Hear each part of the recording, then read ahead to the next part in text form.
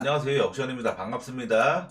자, 오늘 같은 경우는 멤피스 오바만 나왔어도 적중하는 거였는데 오늘 조합표 원본 한번 보여드리겠습니다. NBA 조합표 12월 12일 그죠? 이렇게였는데 필라 많이 나오고 시카고 오바는 그냥 다 뒤졌고 뉴욕 승이 들어왔는데 여기 비율 30% 적혀있지만 제가 이거 바로 정정했습니다. 이거 아시는 분은 아시겠지만 50%예요. 제가 바로 정정했어요. 조합표 발송과 동시에 오타 났다고. 피닉스 오바만 나왔어도 적중이었는데 그죠? 아쉽게 됐습니다. 여기 써져 있다시피 4경기밖에 없고 좋은 매치업도 없고 자신감도 없습니다. 금액 조절 한 번만 들어가시고 기본이야 권장드립니다. 적었고 그러고 완벽하게 올라간 또 아닌 게 이건가? 제가 오늘 아침에 발송한 이 전체표입니다. 6시 반쯤에 일어나가지고 이 심판 성향하고 이런 거 정리하고 한 거란 말이죠. 개인 배팅 들어간 게 딱 2개 있습니다. 필라델피아 언더 10장 투척했죠. 제가 어제 말씀드렸지만 저한테 10장은 기본 배팅이란 말이죠. 그리고 멤피스 승 개인 배팅 5장 투척. 이 2개는 다 맞았죠. 그죠? 2개는 다 맞았는데 정식 중요한 메인 조합이 적중하지 못했습니다. 스테건 금액 조절을 좀 사려서 갖고 내일이 메인 이벤트거든요. 15경기 모든 팀들이 다 경기가 있기 때문에 좋은 결과를 좀 만들어야 됩니다. 그래서 저도 정말 열심히 아침 6시 한 7시 반부터 밥도 안 먹고 지금 오후 4시까지 다 만들었습니다. 이렇게 기가 막히죠? 자, 보스턴이랑 샌안토니오 경기부터 분석을 진행하도록 하겠습니다. 양팀 모두 전반기 마지막 경기입니다. 샌안토니오는 최근 10경기 평균 실점이 딱 120으로 매우 많은 실점을 허용하고 있는 상황인데 우선 3점 수비도 좋진 못했지만 무엇보다 페인트존 수비에서 매우 약점을 보이고 있는 게 이 샌안토니오입니다. 최근 10경기 페인트존 실점이 리그 25등 수준이란 말이죠.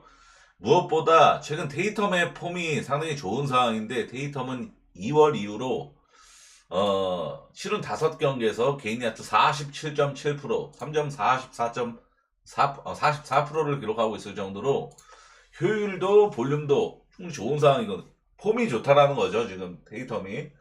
반면에 디에런 팍스는 샌안토니오에 온 이후로 3경기 치러가지고 3점 성공률 27.8%입니다. 그러니까 대놓고 올 시즌 디에런 팍스가 굉장히 3점을 굉장히 못 넣었잖아요. 올 시즌 내내. 세크라멘토 있을 때에도. 그게 여전히 이 샌안토니오에 와서도 여전하다라는 겁니다. 그리고 이 경기만큼은 이게 좀 줄이 좀 이렇게 좀 올라갔는데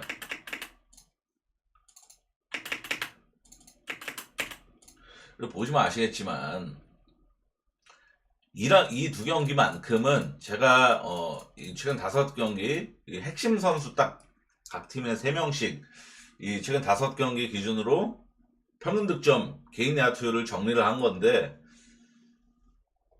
못하겠어서 3번째 경기부터 바꿨습니다. 근데 이게 지금 최근에 보시면 아시겠지만 웬반야마도 그렇게 폼이 좋지를 못해요. 평균 득점 23점이 볼륨은 뭐 1옵션 다 이렇게 채워주고 있지만 개인 득실 마진 자체도 마이너스를 찍고 있고 그리고 야투율 특히 3점 성공률은 그렇게 좋지 못합니다. 웬반야마 역시도. 반면 지금 보스턴은 테이텀뿐만 아니라 테이텀, 브라운, 화이트, 프리차드 4명 모두 이 폼이 좋은 상황이란 말이죠. 그리고 이번 이 경기에서 보스턴은 주랄러데이가 결장을 확정하고 제일런 브라운이 GTD인데 제일런 브라운이 이게 아무래도 전반기 마지막 경기고 홈 경기다 보니까 출전을 할 가능성도 반 정도 되어 보이고 결장할 가능성도 진짜 찐으로 부상 여파가 있다라 그러니까 결정할 가능성도 반 정도 있어 보이고 좀 예측이 좀 어렵긴 합니다만 지금 우선 이 경기는 좀 보여주는 패턴상으로는 저는 보스턴 마인의 오버가 좀 유력하지 않나 생각을 했습니다. 우선 샌안토니오가 지금 10경기에서 8오바 2언더를 찍고 있을 정도로 오바 성향이 상당히 진한 상황인데 얘네가 오바를 최근에 잘 내고 있는 이유는 실점이 아까 제가 서두에 언급했듯이 페인트존 실점 리그 25등이도 최근 5경기에서. 그러고 최근 10경기 평균 실점 120이다. 120이면 무조건 높은 거잖아요. 근데 최근 10경기 평균 실점이 120이다라는 점. 그 정도로 지금 샌안토니오가 실점이 굉장히 많은 상황이고. 그러고 이 경기는 우선 핸디 기준점이 배트맨 기준으로 7.5나 8.5 받을 경기인데, 이게 보스턴이 극정배를 일반 승은 뭐 1.10, 1.15 뭐 이 정도로 극정배를 받을 경기잖아요. 보스턴이 이길 가능성은, 일반 승은 많이는 모르겠지만 일반 승은 때려줄 가능성이 한 7할 이상은 봐도 되는, 거의 8할 가까이도 봐도 되는 경기잖아요. 근데 보스턴이 지금 홈에서 승리한 경기에서 6번 연속 120득점을 이상을 기록하고 있거든요.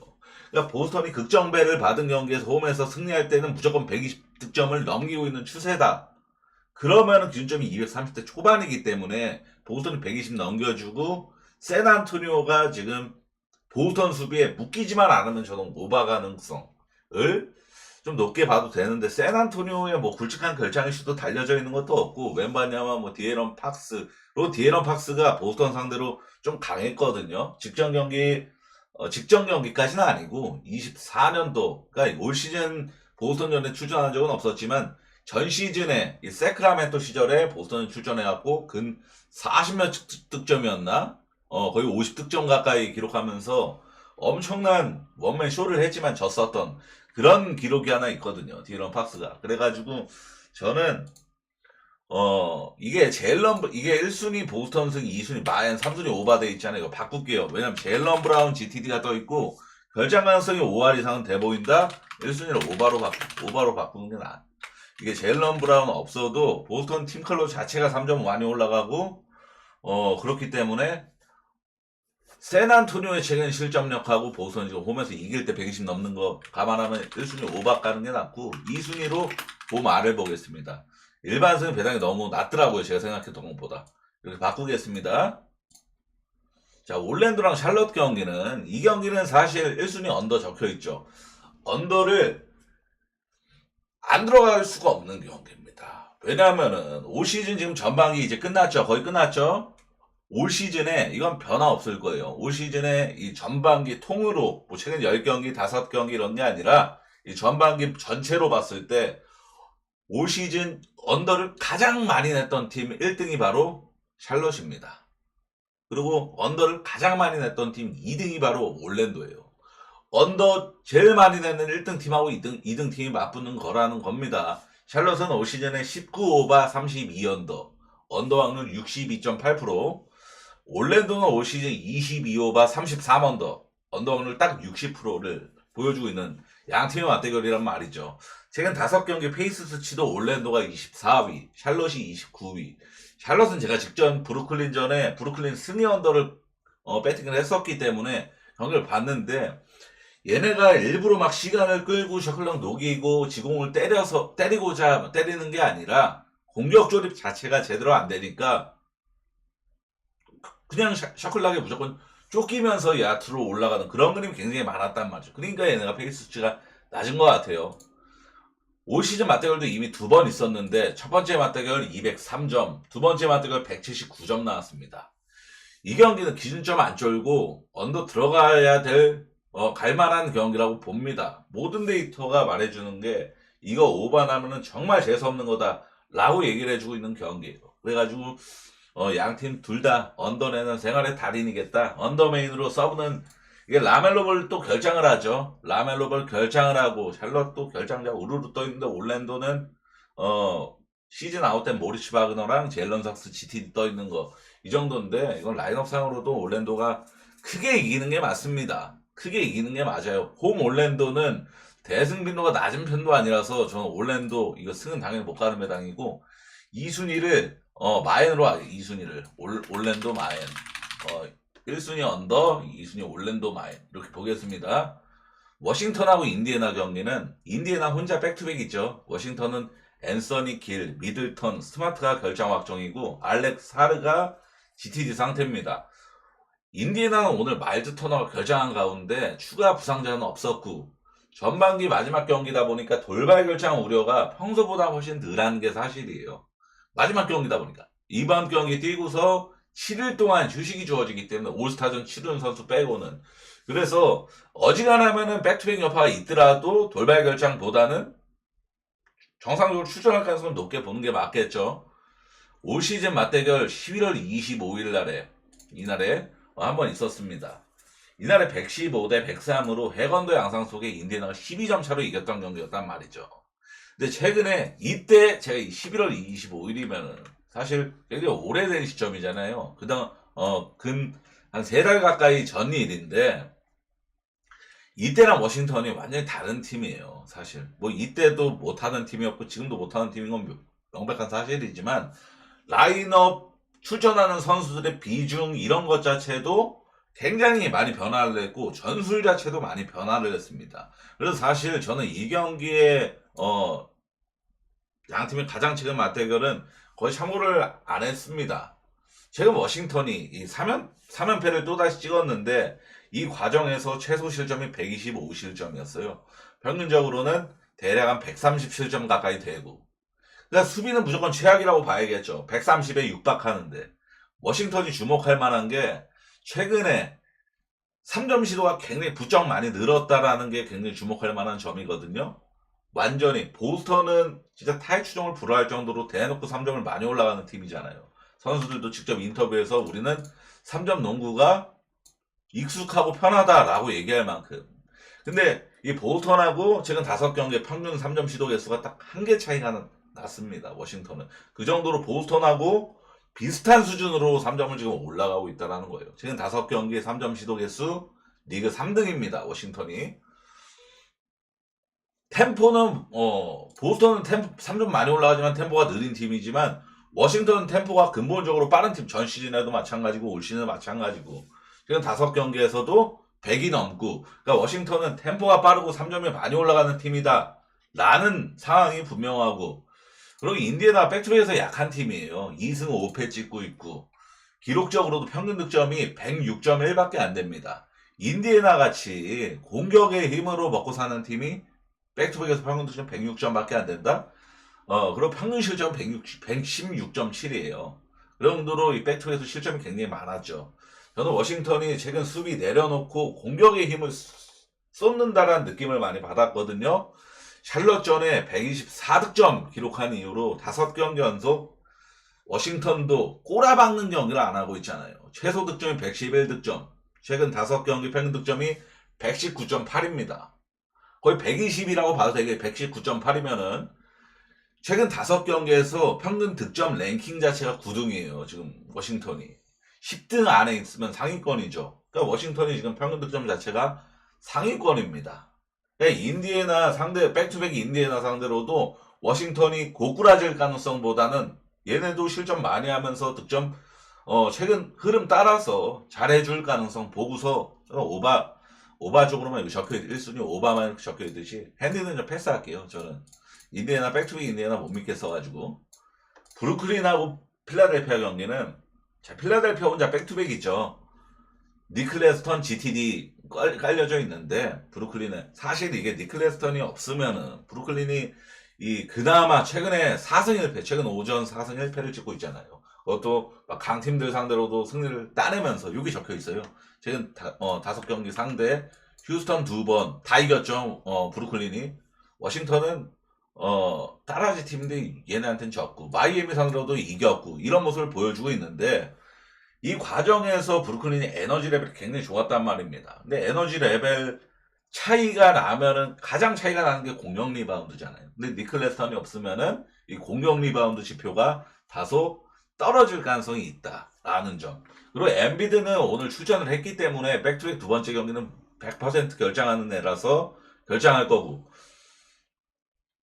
근데 필라가, 저는 이 경기는 주력 조합으로 갈 마음은 전혀 1도 없지만 그냥 개인 배팅 용도로, 개인 배팅도 안 갈 수도 있겠지만, 생각을 해보면은 지금 브루클린이 최근에 잘해가지고 이게 마이너스 2.5, 1.5 거의 동배당급 경기 받은 거예요. 필라 상대로. 필라가 최근에 연패 찍고 있고 오늘 토론토한테도 졌고 백투윈 여파 혼자 딸려져 있고 이래가지고 동배급 경기를 받은 건데, 아무리 그래도 필라델피아가 부자가 망하면 3대까지는 간다고. 필라델피아가 이 브루클린 상대로 저는 이런 배당을 받을 팀인가라는 생각에 좀 깊게 잠겼던 그런 경기였습니다. 이 경기는 전반기 마지막 경기 필라델피아 입장에서는 이거 만약에 브루클린한테 마저도 오늘 토론토한테 진 것도 말이 안 되는 수준이었는데 브루클린한테 마저도 탱킹 2인방한테 다지면서 7일 동안 휴식 보낸다? 그건 지옥이죠. 7일 동안. 그래서 저는 필라가 이 브루클린 상대로는 연패 끊고 전반기 마치는 게 좀 알맞는 그림이라고 좀 생각을 했습니다. 필라 승메인으로 서브는 오바 쪽. 그냥 이건 딱 동기부여 하나만 보고 가는 겁니다. 토론토랑 클빌 경기는 좀 내려야겠다. 그죠? 이게 화면이 좀 잘리네요. 지금 제가 파악했는데. 그죠? 이게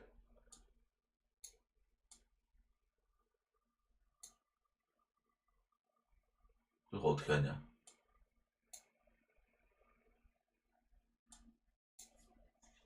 내정지가 와가지고 자 이렇게 그냥 어차피 팀명은 별로 중요한 게 아니라 이건 좀 잘리더라도 토론토랑 클벨 경기는 토론토 혼자 백투백이죠. 우선 토론토는 올 시즌 백투백에서 2승 7패 평균 득점 116.2였습니다. 인디애나 백투백보다는 10점 더 높았죠. 평균 득점은 116.2로 토론토가 백투백에서 평균 득점이 낮은 편은 절대 아니잖아요. 116.2면은. 근데 2승 7패 그만큼 실점이 백투백에서 평균 실점 123.61 정도로 정말 많이 높았습니다. 그리고 토론토가 오늘 야코 퍼드라고 잉그램 베럿하고 이렇게 3명 결장했었잖아요. 근데 지금 상황에서는 이 3명이 모두 GTD로 격상한 상황이거든요.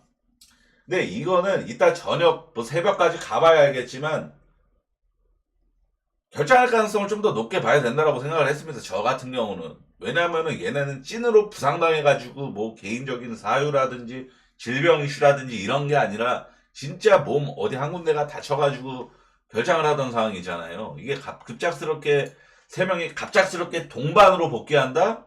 이건 사실 좀 어불성설이라고 봤습니다. 그리고 클브는 딘웨이드랑 오코로가 결장 확정, 맥스 스트러스가 GTD인데 사실 맥스 스트러스는 결장하든 말든 딱히 감흥이 없어요. 오늘 토론토가 필라델피아 상대로 역배승을 따냈습니다. 토론토가 잘했다기보다는 필라델피아가 좀 많이 불운한 날이었어요. 사실 우선 필라델피아의 현 시점 에이스라고 볼 수 있는 이 맥시가 오늘 그냥 아예 모든 게 안 되는 날이었죠. 야투 9개 던져갖고 하나 성공 34분 뛰어가지고 5득점 주사위 0.1 나왔습니다. 토론토는 뭐 우선 최근에 부진했던 스카티 반즈가 33득점으로 반등해낸 게 아주 고무적이긴 합니다만 나머지 선수들은 딱히 활약이 좋았다고 보기는 어렵거든요. 그러면서 토론토도 오늘 몇 득점 기록했죠? 110점 못 넘겼잖아요. 107점이었나? 그 정도가 기록을 못했잖아요.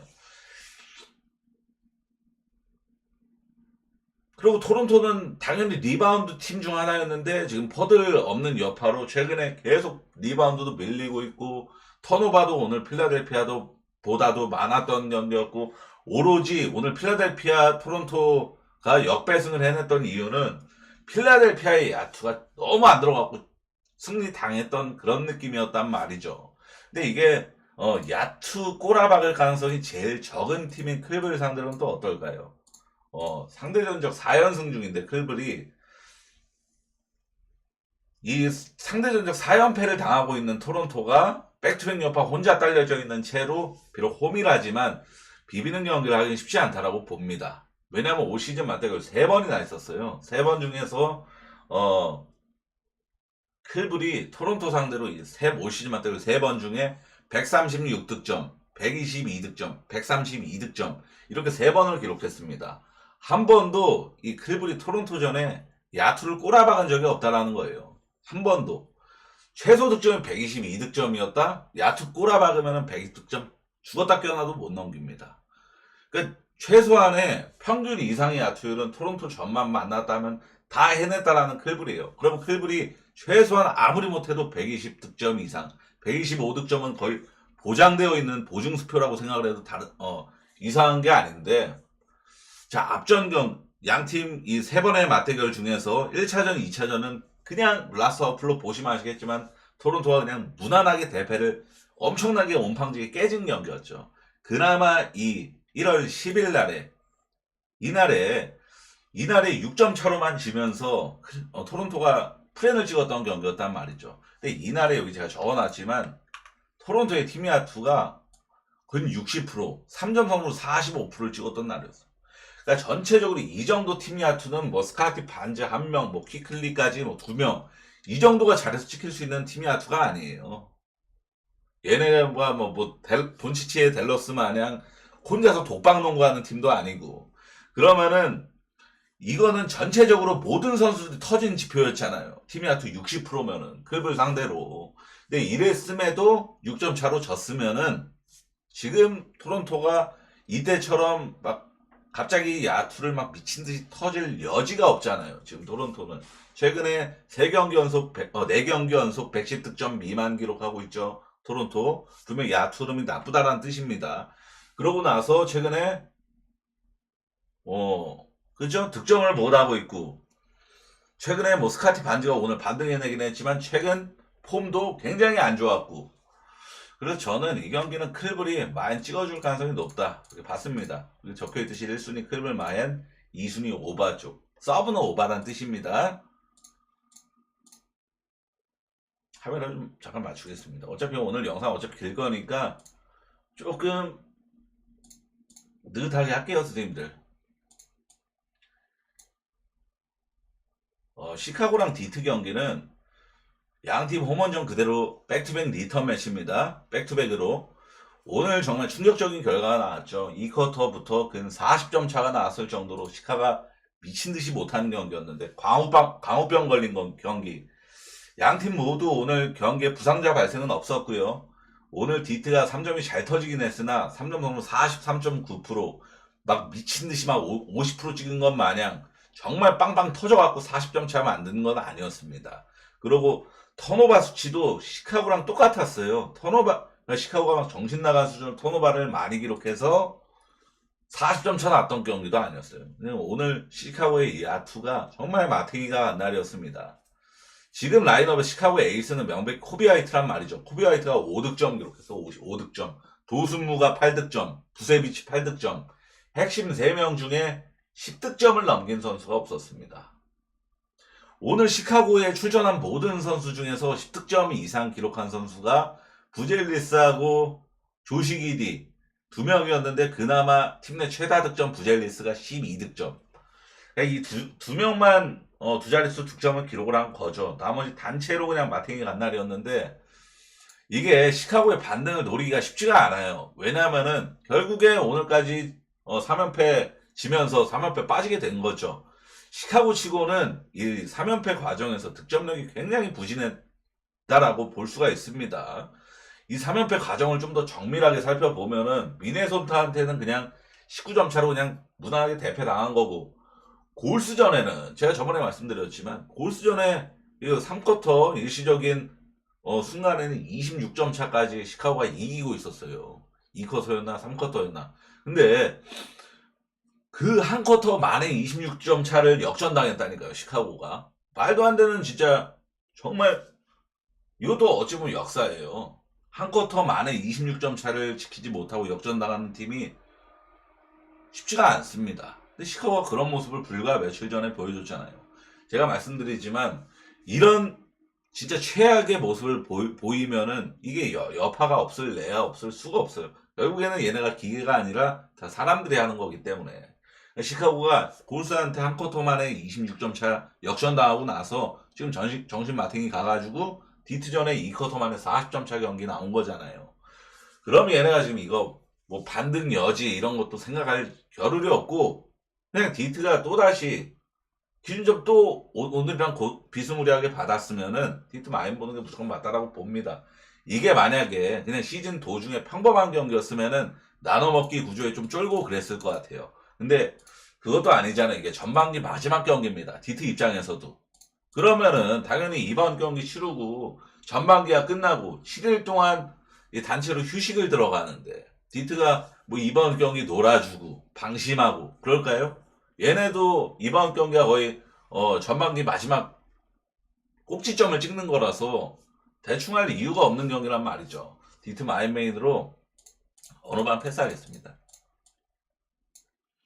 미네소타는 미러키 경기는 쿤보가 올스타 브레이크 기간까지 무조건 결장을 확정한다고 합니다. 결장 확정이고, 미네소타가 최근에 오바를 꽤 잘 내고 있어요. 그래갖고 최근 10경기 7오바 3언더, 최근 홈 경기 한정으로는 4경기 연속 114득점 이상을 기록하면서 득점 또한 나쁘지 않은 모습을 보여주고 있는 게 바로 미네소타입니다.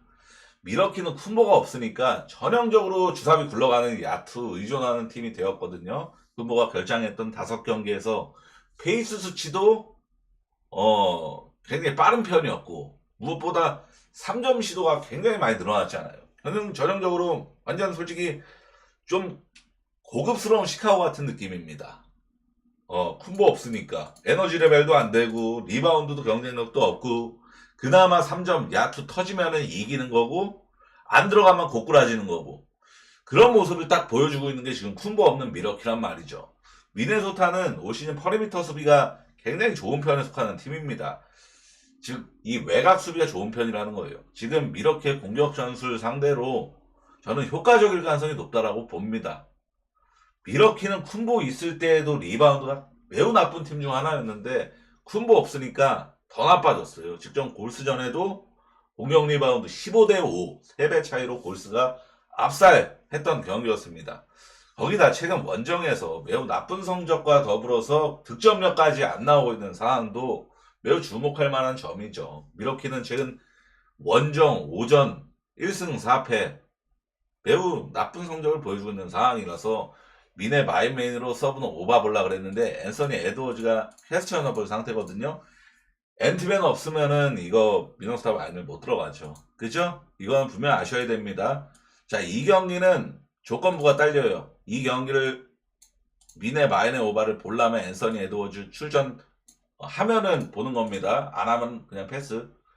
뉴올리언즈랑 세크 경기는 뉴올의 맥컬럼은 직전 개인 사유로 결장을 했었고, 이번 경기 역시도 개인 사유로 인해서 복귀할 수 있을지 없을지 모르겠다고 합니다.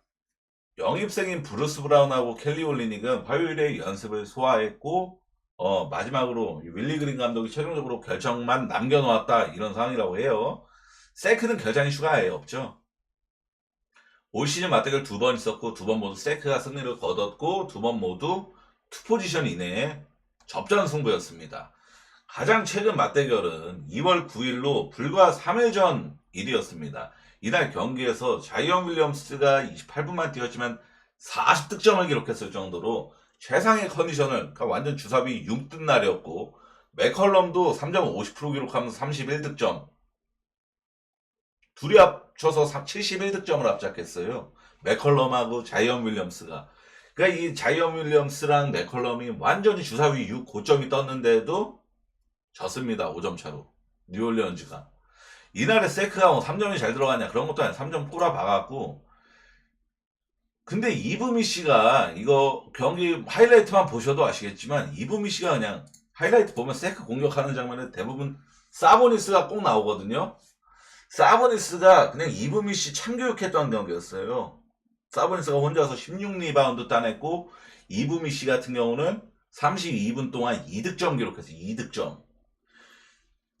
그러니까 27득점 기록했던 사보니스랑 이브미 씨 32분 동안 2득점 기록했던 그거랑 완전 차이가 너무 났죠. 그러면서 이 이브미 씨가 사보니스한테 빨리다 보니까 공격 리바운드 6개 차이 났고, 총 리바운드 12개 차이 났고, 이날에 세크라멘토는 3점이 26.8%로 되게 저조했던 날입니다.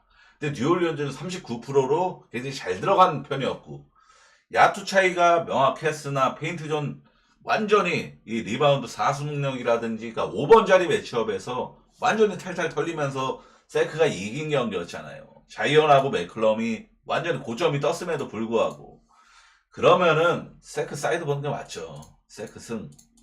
근데 뉴올리언즈가, 이거 제가 적어놨듯이 최근 5경기 상대 적어놓고 얘네 지금 9연패 찍고 있잖아요. 뉴올리언즈가 9연패 중에 프렌 성공한 게 3번인데 이 9연패 중에 홈에서 경기한 건 딱 2번이거든요. 그러니까 최근에 원정 경기를 굉장히 많이 했어가지고 그런 건데, 얘네가 지금 홈에서 기록한 2패는 다 프렌을 찍었어요. 뉴올리언즈가 다 프렌 성공입니다. 이 경기는 세크 마에는 데이터상으로 접근성이 매우 떨어지는 경기예요. 세크 일반승으로 보든가 아니면은 이 경기는 차라리 저는 1순위 세크승 적혀있지만 이거 세크승 버려버리고 얘네 GTD 대기 탔다가 얘네 만약에 브루스 브라운하고 켈리 올리닉 다 수비 안 되고 공격 쪽에만 좀 특화된 애들이잖아요. 그리고 맥컬럼은 분명 무조건 나와야 되고 이 세 명 맥컬럼, 브루스 브라운 그리고 보스턴 주니어 그리고 켈리 올리닉 이런 애들이 출전하면은 오박 가는 게 나아요. 지금 뉴올리언즈가 멤피스 그 이상으로 달리고 있거든요.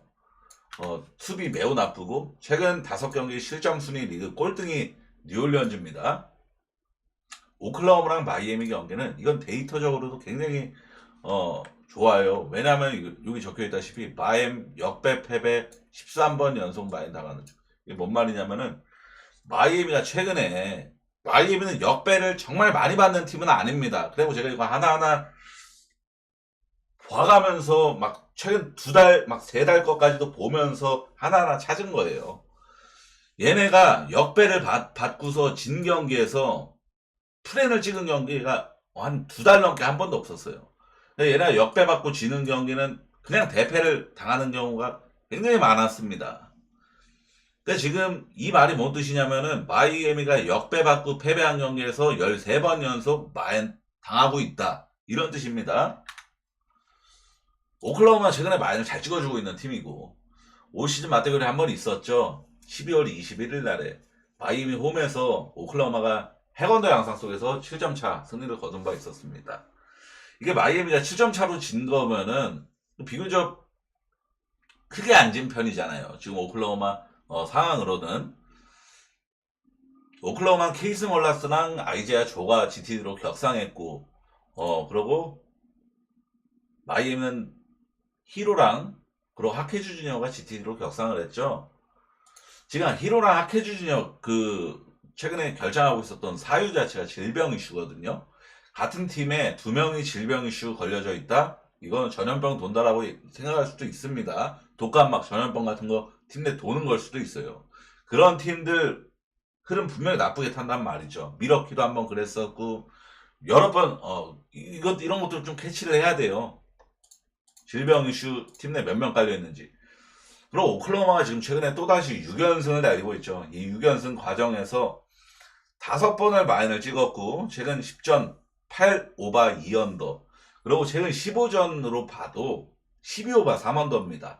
오바를 정말 잘 내면서 마인까지 잘 찍어주고 있는 게 오클라호마인데 마인하고 오바를 잘 찍어주는 팀의 특징이 뭐냐면은 공격하고 수비 둘 다 미친듯이 좋다라는 것을 뜻하거든요. 반면 마이애미는 최근 2경기 연속 90득점을 넘기지 못하면서 최악의 공격력을 선보이고 있는 상황입니다. 그러니까 직전 경기 위긴스가 이 데뷔전을 치렀지만 11득점, 개인 야투 25%, 최악의 모습을 보였고 히로가 없다 보니까 아데바요의 야투 시도가 늘 수밖에 없다 보니까 코트가 굉장히 빡빡해졌죠. 코트가 굉장히 좁아지고 그러니까 당연히 전체적인 선수들이 코트가 빡빡해지니까 효율이 떡락할 수밖에 없었죠. 마이애미가 공격하는 상황에서만 코트가 빡빡해지는 거니까.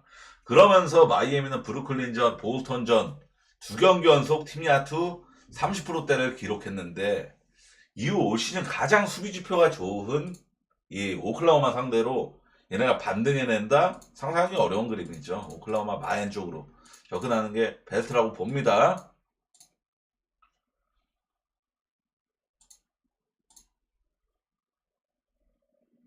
휴스턴하고 피닉스 경기는 다음 영상 때부터 제가 카메라 각도 잘 맞출게요, 선생님들. 피닉스 혼자 백투백입니다. 올 시즌 맞대결이 없었죠. 오늘 피닉스는 최악의 경기를 치렀어요. 오늘 경기 제가 오바가 막 버렸으니까 처음부터 끝까지 다 봤잖아요. 딱 이 단독 경기 하나밖에 없었으니까 풀스크린으로 집중해서 봤거든요. 보면서 느낀 건데, 야, 진짜로 이게 국내 해설자가 이 똑같은 말 한 3번 정도 했잖아요. 야, 오늘 듀란트가 3만 득점 달성하면서 역사의 장이 되었죠. 근데 그러면서도 듀란트 얘기할 때마다, 야, 듀란트가 지금 코트에 없기 때문에, 지금 남을 선수들이 잘 버텨줘야 됩니다. 이 얘기도 여러 번 했고, 그리고 듀란트가, 부데놀저 감독이 듀란트를 얼마 휴식 못 했는데 다시 투입시키네요. 이 얘기도 여러 번 했고. 그러니까 드란트가 오늘 40분 넘게 뛰었잖아요. 복귀전이었음에도. 그러니까 오늘 멤피스전 보신 분들은 아시겠지만 드란트가 벤치 들어가 있으면은 마진 무조건 발리고 워싱턴 그 걔 같은 경우는 와이드 오픈 3점을 하나도 못 넣어주고 이러니까 이게 마진 계속 발리니까 드란트가 복귀전이었음에도 40분 이상 출전을 할 수밖에 없었던 그런 경기였잖아요. 그리고 멤피스가 또 희망고문을 또 해줬잖아요. 주전 계속 쉬어가면서 마진 관리를 조절을 해주니까. 그러니까 드란트가 40분 이상 소화를 해서 이건 돌발 결장 가능성도 아예 배제를 할 수가 없습니다. 너무 많이 갈렸잖아요. 복귀 전부터. 휴스턴은 벤블릿하고 자바리 스미스가 여전히 결장하고 센구리가 GTD인데 센구리가 직전 경기 3분 만에 부상당해가지고 라커룸 들어가고 돌아오질 못했잖아요. 그러면은 얘가 찐으로 부상당한 거라서 결장 가능성은 충분히 봐야 되거든요. 그럼 센군이 없다. 센군이 없을 가능성이 있다. 벤블리도 없고 자바리스는 최근에 휴스턴도 더럽게 못하고 있고 피닉스 백투백에서 되게 못하는 팀이고 피닉스가 백투백 2승 8패예요. 2승 8패 평균 득점도 108.6입니다. 110이 안 되고 피닉스가 백투백에서 전형적으로 많이 약해지는 팀 중 하나입니다. 에너지 레벨 딸리고 핵심 선수 나이도 많고 이런 편이라서 그래갖고 저는 이거 언덕 가고 보는 게 무조건 맞다라고 봤어요. 저는. 왜냐면은 휴스턴도 최근에 득점력 굉장히 안 좋죠. 휴스턴이 그러니까 최근에 올 시즌 최다 연패 타고 그랬었잖아요. 공격이 안 돼. 이게 벤블리도 없어지면서 파생된 효과거든요. 지금 휴스턴 공격 조립하는 거 보면 굉장히 완성도가 떨어집니다. 벤블릿이 또 출전 시간에 많이 갈리는 주전 포인트 가드였잖아요. 우도카 감독이 벤블릿을 굉장히 넣었었어요. 올 시즌 내내. 근데 벤블릿 이탈하고 나니까 휴스턴 평균 득점, 야투율 다 모든 게 공격적 지표가 다 떡락했죠. 그러고 피닉스도 백투백에서 가뜩이나 평균 득점 110도 안 넘고 듀란트 갈려가지고 내일 경기에서 듀란트가 미친 활약한다? 상상하기 어렵죠. 언덕 가고 보는 게 맞다라고 봅니다.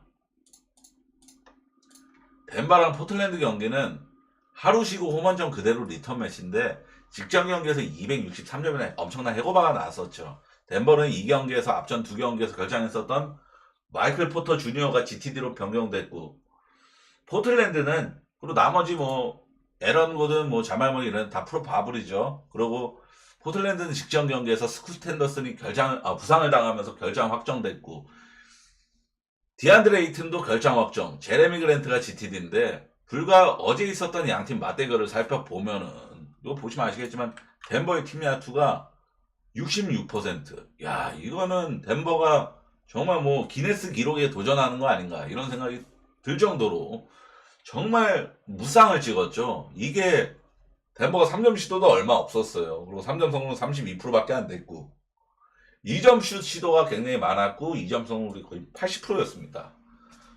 80%였으면은 덴버 공격 실패가 거의 없었다라는 거예요. 포틀랜드가 덴버의 득점력을 막는 방법은 뭐다? 스틸하고 턴오버 유발, 오펜스 파울 유발 이거밖에 없다라는 겁니다. 그러니까 덴버가 불과 어저께 팀 야투 66%, 2점 슛 성공률 80% 기록한 팀 상대로 갑자기 야투 꼬라박는다? 이건 정말 상당히 어려운 일이죠. 요키치가 40득점, 그리고 크리스찬 브라운이 26득점. 크리스찬 브라운도 2점 슛만 시도했어요. 3점 하나도 안 쏘고. 그러니까 말이 안 되는 2점 슛 성공률을 기록하면서 그러니까 직전 경기에 스쿠트 텐더슨뿐만 아니라 디안드레 에이튼까지 19분 만에 부상당하면서 나가리 됐죠. 그러면서 이제 덴버가 디안드레 에이튼 나가리 되고 이제 클링언 아직 경험도 없는 센터 키만 멀때같이 큰 애 골 밑에 있으니까 화끈하게 털어버려가지고 후반에만 76득점 덴버가 압도적으로 털어버렸잖아요. 그러니까 지금 여전히 이번 경기 스쿠트 텐더슨 디안드레 에이튼 결장 확정 이거는 덴버 마인 오버 복부 보는 게 무조건 맞습니다. 직전 경기 복사 붙여놓기. 유타랑 레이커스 경기는 이 경기는 유일하게 제가 나눠먹기 구조 좀 신경 쓰면서 레이커스 마인은 빠꾸 친 그런 경기거든요. 레이커스 게이브 빈센트하고 피니 스미스가 결장을 확정합니다. 근데 하필이면은 빈센트하고 피니 스미스는 올 시즌 레이커스 아시겠지만 게이브 빈센트는 최근에 3점을 좀 괜찮게 잘 넣어준 것 같아요. 벤치 쪽에서 득점 지원을 좀 잘해준 그런 느낌은 있는데, 피니 스미스는 브루클린에서 와가지고, 딱히 얘가 오픈 3점을 정말 잘 넣어줘가지고 득점 기여도가 높다. 보긴 어렵잖아요. 게이브 빈센트건 피니 스미스건 레이커스의 빈약한 수비를 보강해주는 자원들이거든요. 그게 굉장히 중요한 자원이에요. 그러니까 레이커스가 지금, 물론 반더빌트라는 핵심 수비수가 여전히 건재하지만, 게이브 빈센트랑 피니 스미스가 없으면 레이커스의 수비력이 유의미하게 좀 하락한다. 저는 이렇게 생각을 좀 합니다. 올 시즌 맞대결 3번 모두 레이커스 승. 이 경기는 하루 쉬고 홍원종 바꿔서 리턴 매치인데, 우선 르브론이 직전 경기 이거 부상을 당한 장면이 있었죠. 근데 라커룸 들어갔다 다시 나와가지고 벤치에 앉아가지고 웃고 떠드는 모습이 나왔고, 실제로 지금은 이 프로 바블 상태가 되어 있습니다. 돈치치가 이제 캐스처너블 상태가 됐는데, 돈치치가 사실 직전 경기 솔직히 돈치치 때문에 언더날 뻔했던 거예요. 돈치치가 되게 못하고 지공 오질나게 때리고, 그러니까 댈러스에서 하던 버릇이 그대로 나오더라고요. 제가 돈치치 있는 댈러스 데려 오바 안 까고 돈치치 결장하면 오바 많이 깠던 거 아시는 분은 다 아실 겁니다. 얘가 지금 많이 때린 돈치치가. 근데 어찌됐건 돈치치는 결장하든 말든 전 상관없이 지금 레이커스는 팀 자체가 야투 흐름이 굉장히 좋고, 그리고 유타가 아까 워싱턴 마냥 실점을 굉장히 많이 하고 있는 흐름이라서 이건 오바 까는 게 무조건 맞을 듯. 왜냐면은 유타가 최근에 홈에서만큼 달라요. 직전 레이커스 리턴 매치 1차전 레이커스 홈에서만큼은, 얘네가 원정 경기라 가지고 얘네 때문에 언더 날 뻔했지만, 홈에서만큼은 그래도 전체적으로 최근에 좋은 지표를 더 보여주고 있단 말이죠. 직전 경기에서 마카네니가 3점 8개 쐈고 하나 넣고, 그러니까 마카네니가 되게 더럽게 많이 못하고 턴오버도 19개 범하면서 꽤나 많은 편이었고 그랬는데, 저는, 그리고 양팀 여기 적혀있다시피 직전 경기 제가 오바를 아주 탁월하게 본 게 주력 조합으로 제가 왔던 거였잖아요. 올킬 했을 때, 세 조합 깔끔하게 올킬 했을 때.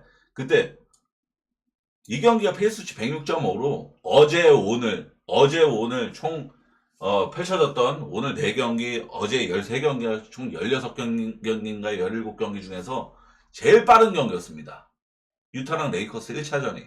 이게 2차전 갑자기 하루 쉬고 비행기 타고 유타로 날라갔다 그래가지고 템포가 이렇게 제일 빨랐던 경기가 갑자기 느려질 가능성은 희박하단 말이죠. 그리고 유타가 최근에 제가 좀 단추려서 하려다 보니까, 유타가 지금 홈 경기 안정으로는 원정 빼고 홈 경기 안정으로는 최근 10경기에서 9경기를 110득점 이상을 기록하고 있습니다. 그만큼 유타도 원정 말고 홈에서만큼은 득점을 꼬라박는 빈도가 낮다라는 말이거든요.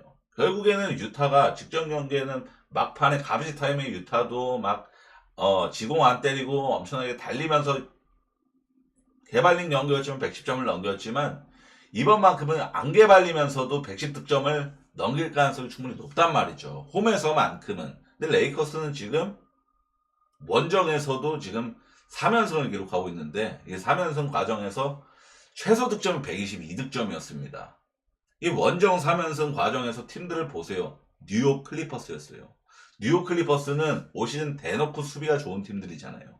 그런 팀 상대로도 다 122득점 이상 기록을 했는데, 올 시즌 디펜레이팅 완전 밑바닥 팀인 유타 원정 가가지고 갑자기 득점을 꼬라박는다? 이것도 상당히 어려운 그림이죠. 그래서 이거는 양팀 불과 어제 경기, 그러니까 어제 오늘 모든 경기 중에서 페이스지 1등 경기였던 이 1차전, 2차전 역시 다득점 양상의 경기가 뜰 가능성이 높다 라고 봤습니다. 댈러스랑 골스 경기는, 이 경기는 이거는 참아 못하겠어가지고 이거 정리하는 것도 하나 다 찾아가면서 하는 거니까 한 8시간을 했습니다. 8시간을. 근데 이 경기는 그냥 말로 할게요. 이게 지금 댈러스가 부상자가 너무 많이 생겼잖아요. 그리고 직전 경기 가포드까지 부상당하면서 결장 확정됐고, 그러면 지금 댈러스가 5번 자리가 아예 없어요. 지금 센터 자리가. 그래가지고 지금 댈러스가 이 경기를 이기는 방법은, 무조건 이 경기는 어빙 전반기 마지막 경기겠다? 아닌가요? 백투윙 예정되어 있나요, 댈러스? 이 경기에 무조건 어빙 40분 이상 갈아 넣을 거고, 그죠? 이건 무조건 봐야겠다. 댈러스가 내일 백투인 경기가 있는지 없는지만 빠르게 보겠습니다. 있네요. 홈런 백투로 마이애미전에.